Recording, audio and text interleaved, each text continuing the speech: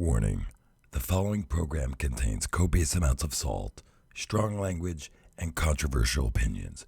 Viewer discretion is advised.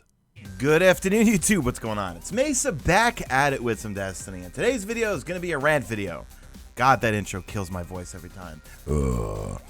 Okay, guys, let's talk about the reduction in skill-based matchmaking since Bungie put it in all playlists live. I gave it a thorough test run this entire weekend in all game modes. Well, not all game modes, but in Control, in obviously Iron Banner Rift, in Supremacy, in Rumble, in everything. And I don't like it. I think it's too lopsided. Before we get into the rant, quick question for you guys out there, if you guys can help me. How do they determine what people go on what teams if you're in a solo lobby? All right. I know in Call of Duty, and I feel like with Bungie catering to the top 1%ers for crying so much, Destiny's going the Call of Duty route. See what happens in Call of Duty, if you're not familiar. I am an I'm a recovering Call of Duty addict. The MLG pros and the pub stompers dictate what gets nerfed, what gets changed, and that's what Destiny's starting to do.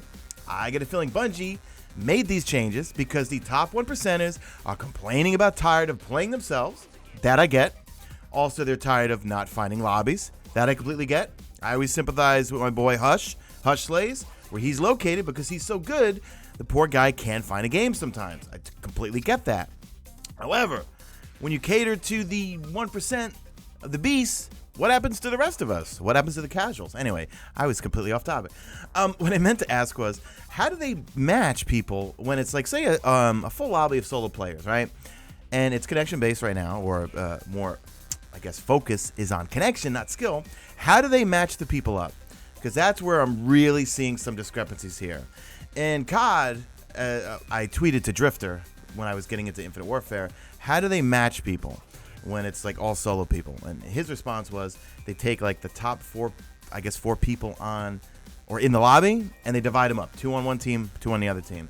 What I've been seeing this whole weekend, and please feel dislike, like whatever you want in this video, I don't care. I want to hear your guys' opinions in the comment section. What I find this weekend is complete lopsided games. And not even, and I'm pretty sure Deej tweeted out that, you know, with these changes, we might see, okay, you're going to win a game, then you're going to lose a game. I'm seeing complete blowouts or complete blowouts on our side. Like either we're doing the stomping, myself or me and my 2 friends, or we're getting stomped. Like there's been no middle ground. I really haven't had any competitive games. And competitive, when I mean competitive, I mean that like the games are kind of close towards the end. When it was the way it was, that's redundant, right?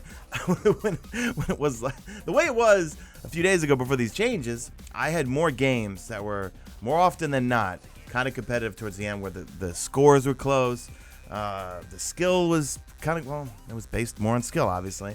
You know, I was matching up with people that were either as good as me, but because I play with my friend Chris, who's fairly new to Destiny, so his kill-death ratio is a little low, I definitely was abusing it and taking advantage of some easy lobbies, having a good old time. Was it fun? No, it got kind of boring after a while. But in the flip side, it's way less fun having this lopsided matching system right now, where one game is immersive. Well, especially in Iron Banner Rift right now. And I know Rift, look at that, Reign of Terror. Wow, I'm that good. See, I shouldn't have been in this lobby with these guys. I destroyed these guys. These guys, the team we were playing against, I should have not have been playing against them. But that's the randomness of connection-based matchmaking. So this new system says, hey, you can match great with them. Well, you know what? I ruined their day probably. And what we've been noticing, me and my friend Chris, is we've been seeing a lot more people rage quit. I think people left this game that we're in. On this game, I get like a 6.6 kill death ratio, and I get like I think I drop a 33 bomb or something like that. But this is a prime example of where it worked in my favor. Should I be complaining? No, I don't think it's fair for the people on the other team. And of course, I got to give a disclaimer. My kill death ratio is a 1.2. I am average at best. And then listen, I'm saying that because we just hit 100,000 subscribers. Got a lot of new folks here, okay? I am not a beast. I don't consider myself a top 1%er. Yes, I'm a YouTuber and I got 100,000 subscribers, but I don't know, guys. I try to pride myself to speak for the average people because I consider myself average, okay? I don't know, guys. Let me know in the comment section. I'm feeling like right now the games are too lopsided. The connection's been good, okay? I will give it that. Way less red bars, but then again, I've always said in the past, if you've been with my channel, based on my location, where I'm in New York City, I typically don't have that much lag. But then once I start adding my friends, like my friend Chris lives in Los Angeles, other friends live down in Georgia, some people across the pond, yeah, all right, then we start running into some lag. But just really, really bizarre lobbies where it's so lopsided. And I know that kill-death ratio is not necessarily something that we should judge things on. I don't know where I'm going with that one. But we'll notice, like, okay, so one game where we blow out that team, all of us on our team, say it's me and my friend and a bunch of blueberries, we all have positive kill-death ratios. And the other team has all negative kill-death ratios. Then the next game around, I'll still go positive. Even that's just lucky, okay? But we'll notice that the other team will just completely, like 5 of them will have like redonkulous kill-death ratios. And then all of us on our team will have much lower kill-death ratios.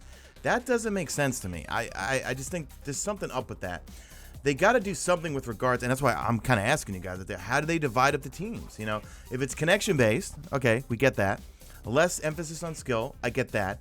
But then once you get into the lobby and you get your skill and you get your connection, okay, how do you divide up the teams? Why does it seem like always it's so lopsided?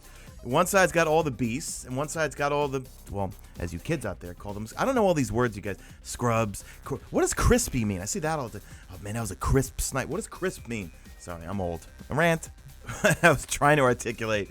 One side seems to have the less skilled players, and the other team is just all beasts for some reason.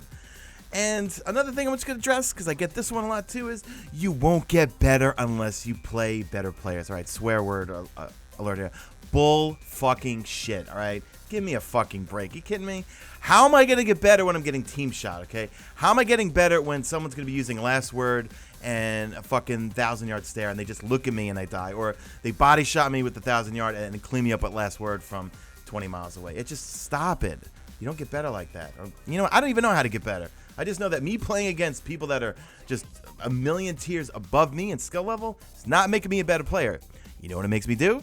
It makes me turn off the game and play something else. Or, conveniently, what's coming Tuesday? Yay! PvE stuff to do. The Dawning, New Strike, Sparrow Racing.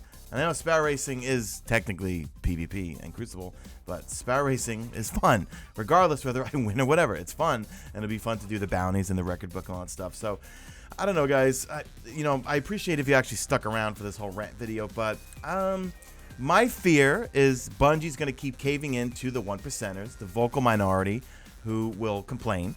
I've seen this happen in countless times with Call of Duty, whereas these YouTubers and streamers basically whine and complain about everything, and that's where the studio at the time will make their focus and make changes that then affect the millions of us, okay? So, granted, I'm sure the top 1%ers, I don't know, look, I mute a lot of people on Twitter, okay? I'm really weird. I'm so flaky, you have no idea. I'm sure the 1%ers are really loving it right now. I'm sure they're just, they're putting up their probably Unbroken games and Phantom Medals and 39 and 0 and this and that. Great. You know what? Does that make me want to go play PvP? No. Maybe back in the COD days, I used to watch this guy Ozarek, where he was a beast, but he was a beast like who could explain things to scrubs like me. And he would get me psyched to go play Black Ops 2, But when I watch other people, see, that's why it's hard for me to watch weapon reviews, because I know that if I see a pro player doing a weapon review on XYZ gun, I know if I got the same roll on that gun and tried to use it, I'm going to get shit on. I'm not going to perform as well with that gun. So, I don't know, guys. I know I'm all over the place in this video. I never script a video. How did that guy get up onto that little ledge there? I never knew you could. Anyway, guys, I am going to finish in that, look, the connection's good. I do like that a lot. I will say that, okay? I'm not seeing red bars as much as I used to. But I feel like the games are way too lopsided, and I feel like, I know I'm going to get a lot of dislikes for this one, but like I said before, they're going the Call of Duty route. The more you cater to those top 1%ers, the more it affects all of us. And do we all stick around, or do we all leave and go play other things because it's not a fun experience, or we're getting stomped? There's a difference between having a bad game and just getting pub stomped. Pub stomped, I'm leaving. I'm shutting the game off. That's it. Anyway, Babble Mode's been engaged this entire video, so do me a favor, drop a like in this video, only if you see fit. Follow me on Twitter, @MesaFail. Check my stream, usually on YouTube. That's it. I'm out of here like Vladimir.